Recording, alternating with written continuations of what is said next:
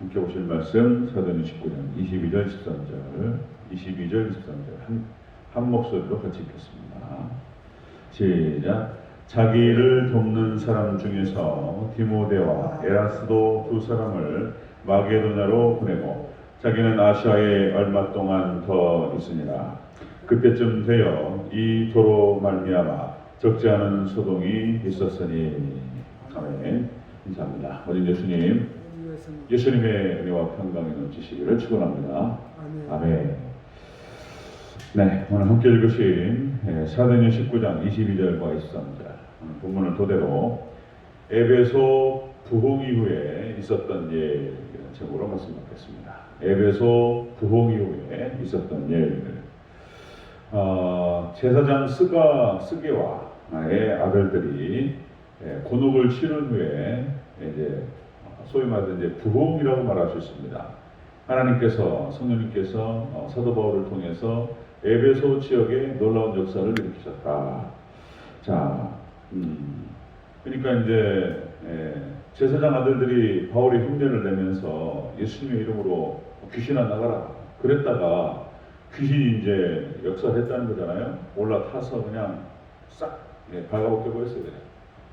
그런 역사를 싹 보고 난 다음에 자, 모든 사람이 두려워했다 나오죠. 모든 사람이 두려워하고 하나님을 경외했다. 그 다음에 두 번째로 자복하여 자신들이 행한 일을 알렸다. 회개하며 나왔다. 그 다음에 예수님의 이름을 높여서 경배했다. 그렇게 이제 이런 역사들이 일어났습니다. 어제 살펴봤던 것이 또 그것이죠. 마술사들이 마술책을 불태웠다. 그래서 미혹하는 일을 중단했고요. 두 번째로 말씀이 흥황하여 세력을 얻었다. 말씀이 막 흥황했다. 세 번째로 바울이 로마를 바라보는 그런 장면에서 어제 마무리했죠. 바울이 로마를 믿음의 눈으로 바라보면서 로마 지역을 복음화시킬 것을 아직 이루어지지 않은 그런 일이지만 바라보면서 믿음의 눈으로 그 땅을 바라봤던 그런 장면. 결국에는 로마가 복음화가 되죠. 이제 그 전에 이 사도 바울의 모습들을 볼 수가 있습니다. 자, 오늘 본문은 이렇게 말씀이 에베소에 흥하게 된 뒤에 이렇게 에베소 지역에 부흥이 일어난 뒤에 연속적인 사역의 모습들이 나타나는 것을 볼 수 있습니다. 자, 에베소 부흥 이후에 있었던 일이었습니다. 첫 번째로 바울이 두 사람을 마게도냐로 보냈다. 이렇게 기록되죠. 22절 초반부를 같이 읽겠습니다. 시작. 자기를 돕는 사람 중에 디모데와 에라스도 두 사람을 마게도냐로 보내고. 아멘. 자, 에베소 부흥 이후에 사도 바울은 두 사람을 마게도냐로 보냈다. 여기서 보냈다라고 하는 것은 역시 다른 뜻이 있는 것이 아니고 선교지입니다. 선교지로 두 사람을 파송했다. 이렇게 봐야 됩니다. 두 사람을 선교지를 위해서 일꾼을 파송했다. 여기서 보내고라는 뜻이 그 뜻입니다. 보내고라는 뜻이 파견하다, 파송하다 그런 뜻입니다. 마게도냐에 우리가 쭉 지나왔던 그 교회들을 두 사람을 보내어서 그 교회들을 돌보는 그런 모습을 볼 수가 있습니다. 파송이죠. 고린도전서 4장 17절에 사도 바울이 디모데를 보냅니다. 아들 디모데를 파송하는 장면이 나오는데요. 이로 말미암아 내가 주 안에서 내 사랑하고 신실한 아들 디모데를 너희에게 보내었으니 그가 너희로 하여금 그리스도 예수 안에서 나의 행사 곧 내가 각처 교회에서 가르친 것을 생각나게 하리라. 디모데를 보내서 각처 사도 바울이 가르쳤던 것들을 디모데가 이어받아서 생각나게 하고 가르치고 또 교회를 든든히 세우는 그런 모습을 볼 수가 있습니다. 자, 에베소 부흥 이후에 두 사람을 마게도냐로 보내서 파송해서 교회를 든든히 세워나가는 그런 모습입니다. 자, 마태복음 23장 37절 예수님께서도 마찬가지입니다. 이게 하나님께서 예수님 말씀이신데 하나님께서 이스라엘을 위해서 선지자들을 선택해서 파견했다는 거예요. 파송했다는 거예요. 그 표현이 나오죠. 예루살렘아 예루살렘아 선지자들을 죽이고 내게 파송된 자들을 돌로 치는 자여 암탉이 그 새끼를 날개 아래 모음같이 내가 네 자녀를 모으려 한 일이 몇 번이더냐. 그러나 너희가 원치 아니하였도다. 자, 예루살렘을 책망하시면서 예수님께서 하신 말씀입니다. 하나님께서 선지자들을 선택하셔서 파송했다는 거예요. 파송. 아브라함도 파송된 사람이에요. 아브라함, 하나님께서 여러 사람 중에서 하나를 선택하셔서 왜 아브라함인가? 우리가 그 이유는 정확히는 다 알 수 없지만 아브라함이 충성되었고 그리고 순종했다는 거잖아요.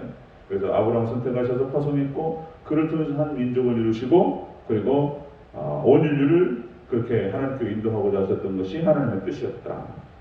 자, 아브라함을 파송하시고 구약의 선지자들을 하나님께서 파송하셨습니다. 파송이에요, 파송.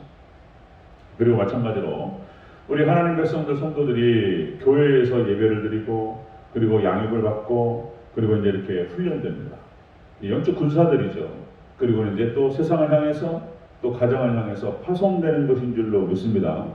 개념이 그런 개념이어야 돼요. 개념 자체가 하나님 나라의 확장 전쟁, 하나님 나라를 확장시키고 많은 영혼들을 구원하고 사단에게 묶여 있는 그런 어떤 세력들, 사단에게 묶여 있는 그런 사람들을 이렇게 하나님께로 인도하는 전쟁을 펼쳐가지고 하나님의 능력으로 전쟁을 통해서 이겨나가는 거예요. 영적 전쟁입니다. 파송이죠. 파송의 노래 여러분들 아시는지 모르겠습니다. 파송의 노래 많이 불렀던 기억이 나는데요. 그런 노래죠. 너의 가는 길에 주의 평강이 있으리 영광의 주 함께 하시리 너의 걸음 걸음 주 인도하시리 너의 주의 강한 손 너를 이끄시리. 아멘. 여러분들 교회의 일꾼들로서 하나님께서 또 한편의 선교사로 세상을 향해서 가정을 향해서 우리를 파송하신 선교사적인 그런 마인드 그런 정신으로 무장하시기를 축원합니다. 우리를 파송하시는 하나님을 확장시키는 겁니다. 자, 에베소 부흥 이후에 있었던 일이 뭐냐면 두 사람을 파송합니다. 선교사로. 그런 장면이 나오고요.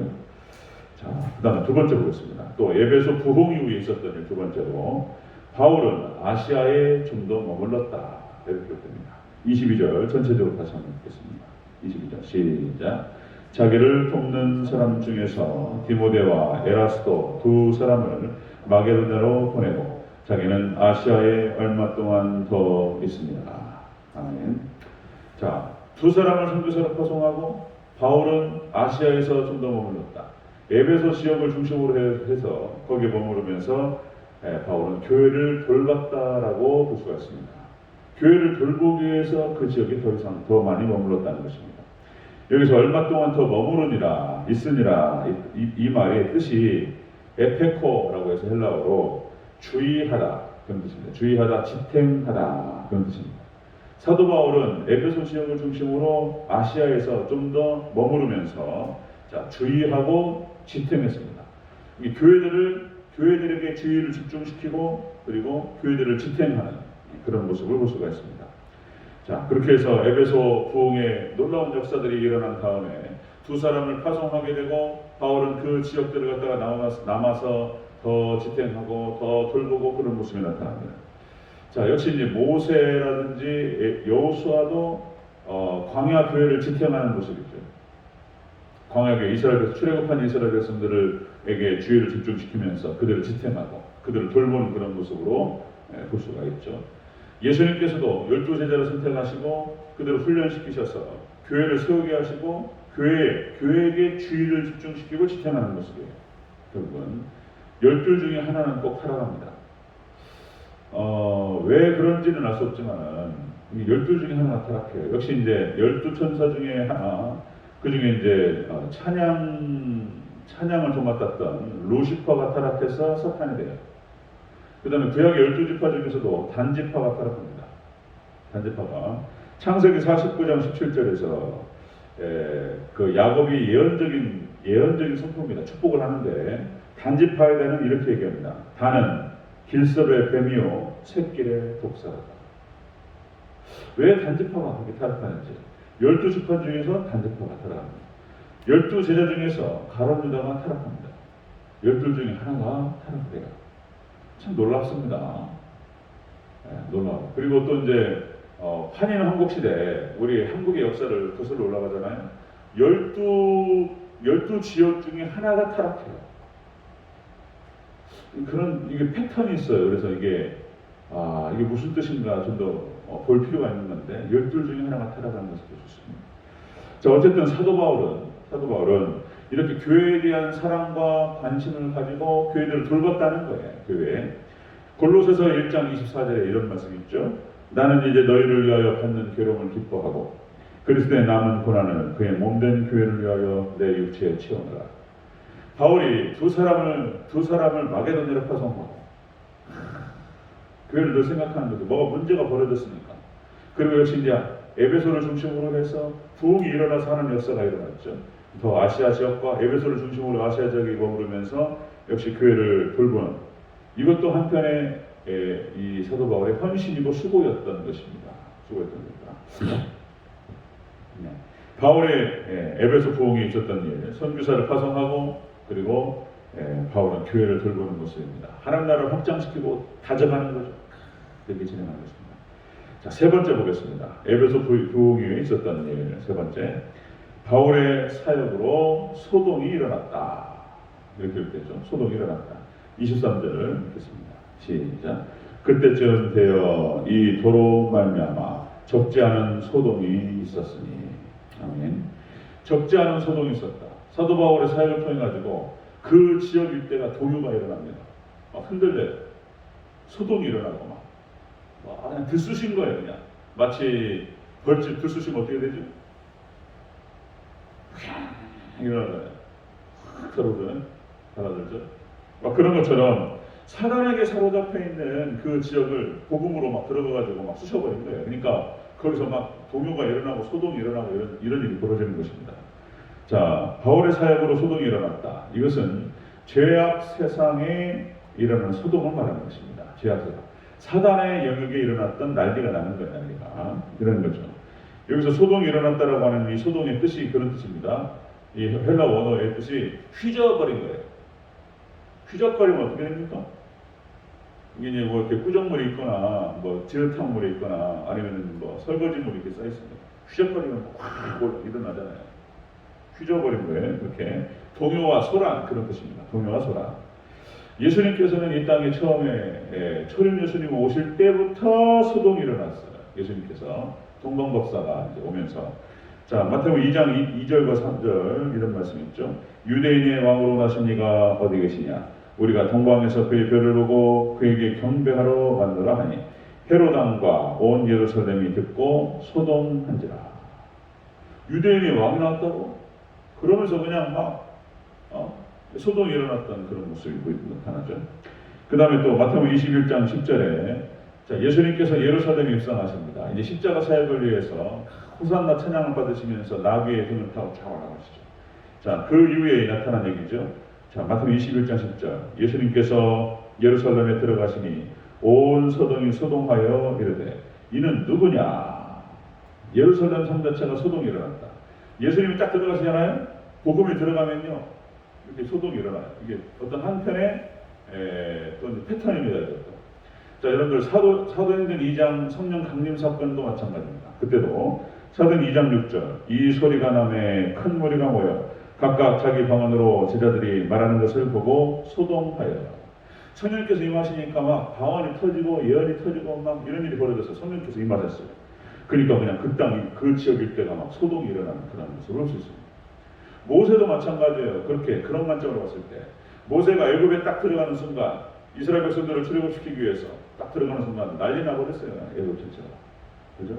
모세는 그냥 하나님께 받아가진 사명을 가지고 순종해서 충성되게 들어갔을 뿐이에요. 그리고 하나님 말씀을 증거합니다. 하나님께서 당신의 백성들을 데리고 나가시기를 원하십니다. 자, 애굽의 왕이여 이스라엘 백성들을 보내주소. 이렇게 이제 전달했을 뿐이에요. 안 보내? 하나님께서 데려가시겠다는데 안 보낸다. 그러니까 막 재앙이 오면서 막 난리 나버리죠. 진리가 악한 어둠의 권세, 이 사단의 권세가 딱 사로잡고 있어요. 사단이 사로잡고 있는 그 영역들, 그게 사람이 됐든 그 세력이 됐든 복음이 들어가고 진리가 들어가고 예수님의 이름이 들어가고 성령이 역사하시면 난리 납니다. 이게 반응이에요. 첫 번째 반응. 자, 그런 관점에서 봤을 때 여러분 마태복음 10장 24절에 이런 구절이 있어요. 자, 내가 세상에 화평을 주러 온 줄로 생각하지 말라. 화평이 아니요 검을 주러 왔느라. 내가 온 것은 사람이 그 아버지와 딸이 그 어머니와 며느리가 시어머니와 불화하게 하려 함이니 사람의 원수가 자기 집안 식구니라. 이렇게 말씀하신단 말이에요. 자, 아버지와 어머니를 나보다 더 사랑하는 자는 내게 합당치 아니하고, 자, 아들이나 딸을 나보다 더 사랑하는 자도 내게 합당치 아니하다. 그러니까 이 구절 말씀을 이런 관점으로 봐야 되는 거예요. 그러니까 집안 안에서 전혀 불신 집안인데 누구 그 중에 하나가 딸이 됐든 뭐 엄마가 됐든 아빠가 됐든 예수님 만나버렸단 말이에요. 그리고 이제 복음을 가지고 그 집안에 들어간다든지 이러면 거기가 불화가 일어나고 그래요. 난리 나고 합니다. 그러나 역시 하나님께 승리하실 줄로 믿습니다. 그리고 거기가 복음화 되어버립니다. 첫 번째 반응이 소동이 일어나요. 시끄럽고 싸우고 막 이런단 말이에요. 이게 시끄럽고 싸우고 소동이 일어나는 게 잘못된 게 아니에요. 자연스러운 반응입니다. 사단이 역사하고 딱 사단이 묶여있는데 거기서 침략이 들어간 거예요. 소위 말해 영적 전쟁에서. 하나님께 선교사를 파송하시고 딱 들어가니까 그냥 거기가 막 소동이 일어나고 막 목소리가 커지고 난리가 나고 이런 일이 벌어집니다. 그래서 요즘 잠시 시끄러워지는 것은 잘못된 게 아니다. 오늘 본문을 통해서 우리가 볼 수가 있습니다. 자, 에베소 부흥에 있었던 일은 그것입니다. 첫 번째로 선교사를 파송했고, 그리고 두 번째로 바울은 역시 에베소를 중심으로 한 아시아 지역의 교회들을 돌봤고 가져가는 것이죠. 하나님 나라를. 세 번째는 역시 그 지역 일대가 소동이 일어나는 것을 볼 수가 있습니다. 자, 우리 대전체육교회가 역시 이제 하나님 나라를 확장하고 영혼들을 구원하는 역사, 하나님의 영적인 군사가 되어서 막 진행합니다. 그러면은 막 소동도 일어나고 무언가 좀 뭐 큰 소리도 나고 이런 일이 벌어져요. 잘못된 것은 아니고요. 일어나게 되어 있습니다. 그래서 이게 하나님 역사하시고 계신다는 증거고요. 그래서 이렇게 우리 하나님 나라 확장과 하나님 영광 올려드리는 이 귀한 전쟁, 영적 전쟁에서 정말 승리하며 나아가는 저와 여러분 되시기를 주의 이름으로 축원합니다.